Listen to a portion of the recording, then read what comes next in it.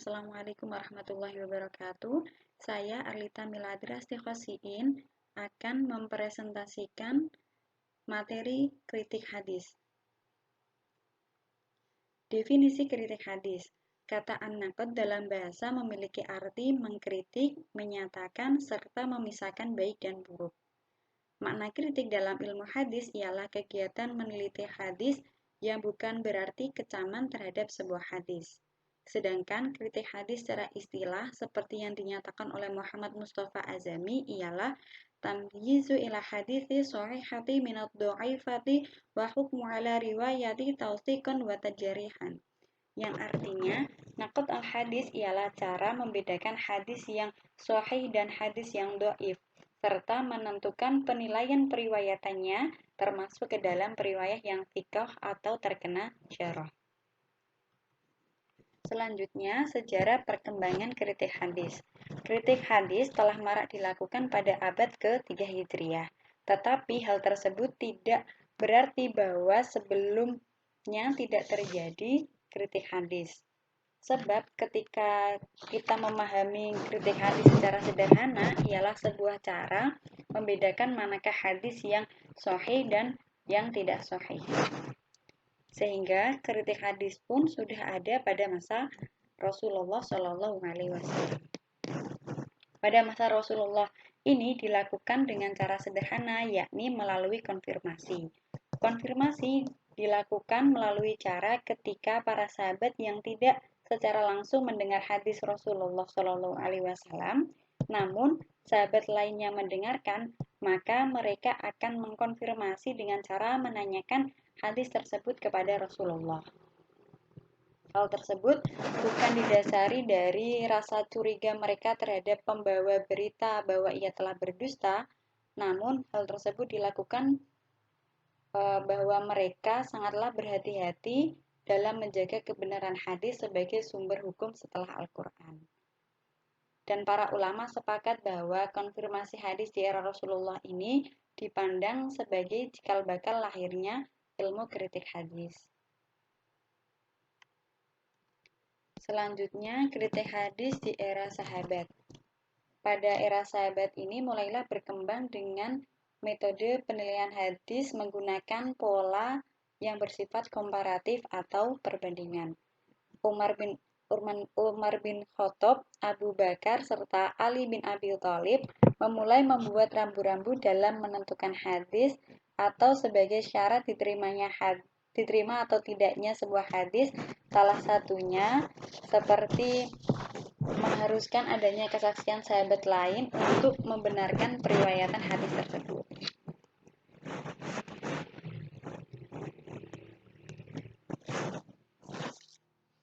Muhammad Al-Fatih Asmila Al-Damani menyimpulkan bahwa terdapat 3 pilar utama dalam metode penelitian hadis di era sahabat. Yang pertama, hadis tersebut tidaklah bertentangan dengan Al-Quran. Yang kedua, tidaklah bertentangan dengan hadis-hadis lainnya. Yang ketiga, serta melakukan penalaran dengan akal sehat. Kritik hadis era tabi'in dan atba al-tabi'in hingga kodifikasi hadis. Konflik sosial politik yang banyak memicu perpecahan antara umat muslim mengancam akan kemurnian dan kesahihan sebuah hadis. Karena pada masa ini hadir pemalsuan hadis yang dengan sengaja memanipulasi hadis dengan berbagai alasan personal maupun sebagai kepentingan golongan. Banyaknya hadis-hadis palsu yang pada masa tabi'in dan sesudahnya membuat para ahli hadis haruslah bersikap lebih ketat dalam melakukan penelitian hadis. Rambu-rambu yang mengidentifikasi bahwa memang ada aktivitas kritik hadis pada abad kedua ini, seperti yang diungkapkan oleh Malik di dalam kutipan Umi Sumbulah. Yang pertama, tidak meriwayatkan hadis dari seseorang yang selalu menuruti ambisi pribadinya atau hawa nafsu.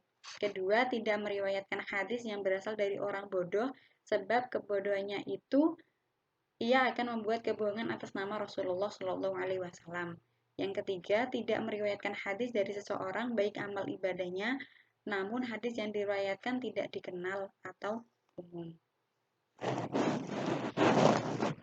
Kritik hadis pada masa tabi'in dan setelahnya pada abad kedua dan tiga ini telah mencakup kritik pada sanad dan matan hadis. Adanya kegiatan kritik hadis ini muncullah penelitian hadis sepanjang masa. Kemudian, melihat dari sejarah pembukaan sistem penelitian hadis, awal mulanya metode tersebut hanya dituliskan pada sisi samping buku hadis seperti kitab Musnad Jamawi, Sunnah, dan sebagainya. Ulama mencoba memberikan komentar hanyalah melalui tulisan pada catatan kaki di dalam bentuk buku induk.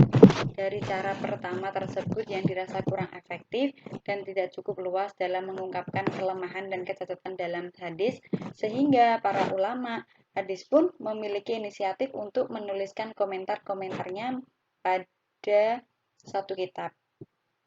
Hal tersebut seperti yang dilakukan oleh Imam Ahmad di dalam karyanya Kitabul Illah fi Ma'rifatir Rijal ataupun Yakub bin Syaibah dalam karyanya Munad al-Mu'alla.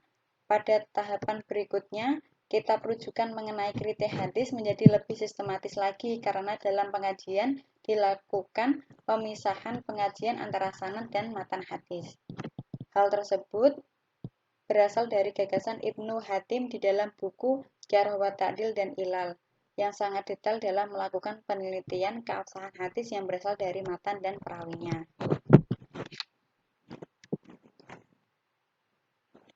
Sehingga dapat dilihat bahwa kritik hadis sangatlah penting dilakukan, dan dalam tabel ini menjelaskan urgensi kritik hadis yang ditinjau dari perjalanan sejarah kritik hadis. Yang pertama, pada masa Nabi Shallallahu Alaihi Wasallam memberikan perhatian yang lebih khusus terhadap sumber kedua agama Islam, menguatkan hati para sahabat dalam mengamalkan ajaran-ajaran Islam. Yang kedua, ada era sahabat. Tidak semua hadis tertulis pada masa Nabi Muhammad Shallallahu Alaihi Wasallam. Kedudukan hadis yang menjadi sumber kedua dalam Islam mengharuskan pada sahabat untuk selalu bersikap hati-hati dalam menerimanya. Terjadinya transformasi hadis secara makna, terjadinya pemalsuan hadis. Selanjutnya, pada abad ke-2 sampai 14 Hijriah, urgensinya penghimpunan hadis yang dilakukan secara resmi terjadi pada saat setelah perkembangan hadis-hadis palsu. Beberapa kitab-kitab hadis hanya menghimpun hadis sehingga perlu untuk diteliti lebih lanjut.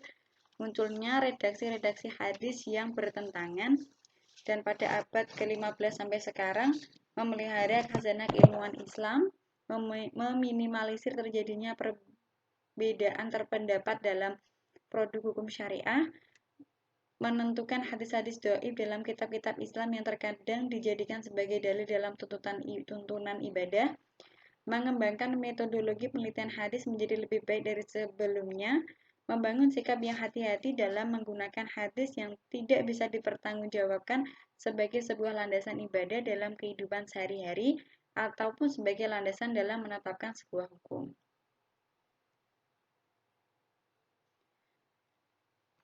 Selanjutnya, ilmu jarh wa ta'dil.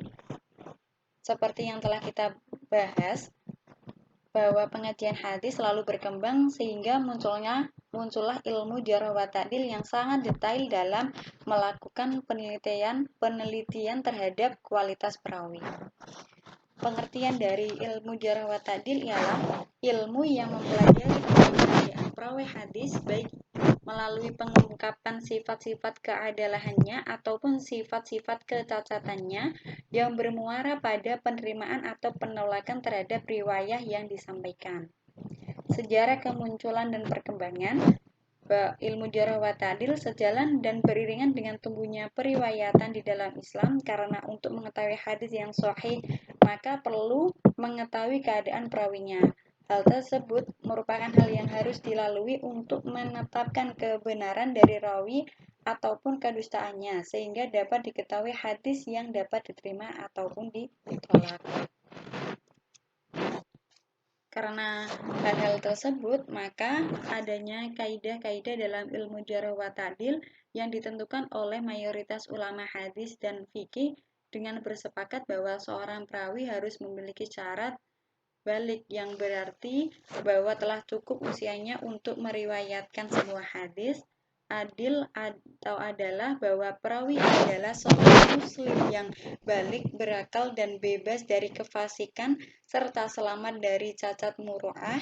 Yang ketiga, robit, di mana seorang perawi tidaklah bertentangan dengan perawi-perawi lainnya yang terpercaya, tidak buruk dan dalam hafalannya, kesalahannya tidak terlalu banyak, tidaklah pelupa, serta tidak salah menduga. Dari syarat-syarat tersebut, dalam ilmu jarh wa ta'dil terdapat sebab-sebab perawi dikenakan jarh dan ta'dil. Menurut Ibnu Hajar al-Asqalani yang dikutip oleh Hasbi, sebab yang menjadikan aibnya seorang rawi ialah: yang pertama, bid'ah, melakukan tindakan yang keluar dari syara'. Yang kedua, mukhalafah, yang berarti ia menyalahi periwayatan yang lebih thiqoh. Mukhalafah ini dapat menimbulkan hadis yang syadz dan munkar. Yang ketiga, golat, yang berarti banyaknya kekeliruan dalam meriwayatkan. Yang keempat, jahalah al-hal, yang berarti tidak dikenalinya identitas dari rawi tersebut, sehingga perawi yang identitasnya tidak terkenal maka tidak dapat diterima. Terima kasih, mungkin itu yang dapat saya sampaikan. Kurang lebihnya saya mohon maaf. Wassalamualaikum warahmatullahi wabarakatuh.